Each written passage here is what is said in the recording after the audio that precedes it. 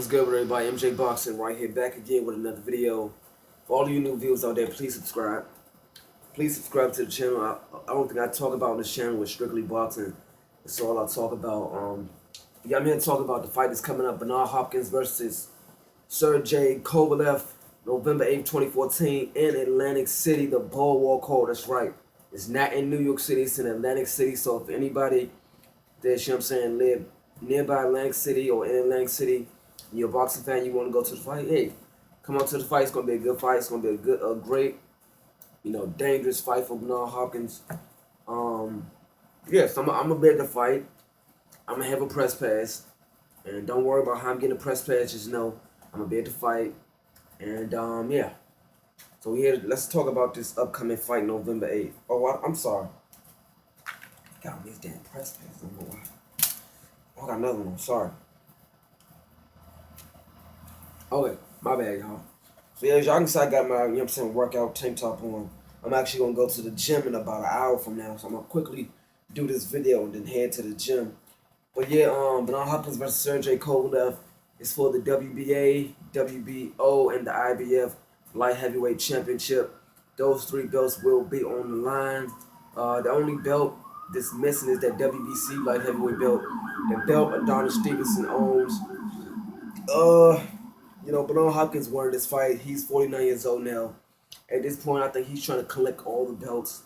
And if he can collect all the belts, he's 49 years old. By the time, actually, after this fight in November takes place, and he wins, if he wins one of the belts Sergey Kovalev has, in his next fight, he'll be 50 years old. So if he can win all the light heavyweight belts at 50, that'd be amazing. But yeah, November 8th, Atlantic City Boardwalk Hall. This is a very dangerous fight for Bernard Hopkins. Sergey Kovalev won his last fight. Bernard Hopkins was in the, commentating, scouting him. And once Kovalev won, Bernard Hopkins jumped up there while he was doing his interview. He was like, yo, he's a champion. I'm a champion. He's a good fighter. I'm a good fighter. Let's make it happen. I won't fight him. So both guys signed a contract. They will be fighting. I'm pretty sure a lot of people look at this as a very dangerous fight for Bernard Hopkins. It is, but Bernard Hopkins seemed to find a way to win. It's just Bernard Hopkins, he finds a way out of no way, if you know what I'm saying. It's like to the public, it looks dangerous to the public and to the fans, but to Bernard Hopkins, it's not that dangerous to him. So, Bernard Hopkins, he feels though, age has nothing to do with anything. As long as you train hard and work hard, anything's possible. Bernard Hopkins believes anything is possible. So that's true. I can believe that. That's true. Especially when you haven't, really taken any punishment. He hasn't really taken any serious punishment in his career as far as, getting knocked down and getting staggered and knocked down again and knocked out. Bernard Hopkins never really went through any punishment. He's kind of like Floyd Mayweather, 49 years old. He hasn't really been seriously hurt like he never really been hurt like Mosley, Pacquiao, I can like Marquez. I can go down the list, man. I can go down the list. I can name a bunch of guys that's been knocked down a couple times, knocked out, busted nose, black eyes. Bernard Hopkins never really been injured like that, so he's pretty fine at 49 years old. But at this point, he's trying to capture all the belts, and I think once he captures all the belts, I think that's when he'll retire.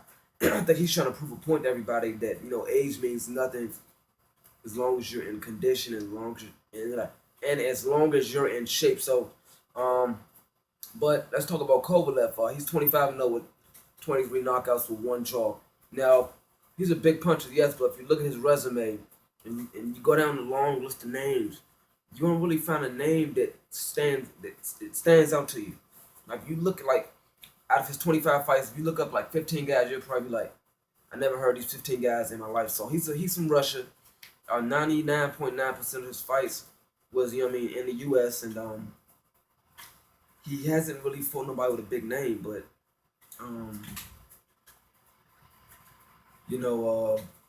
it's gonna be a good matchup November 8th. I don't know. We just have to see how it plans out on November 8th.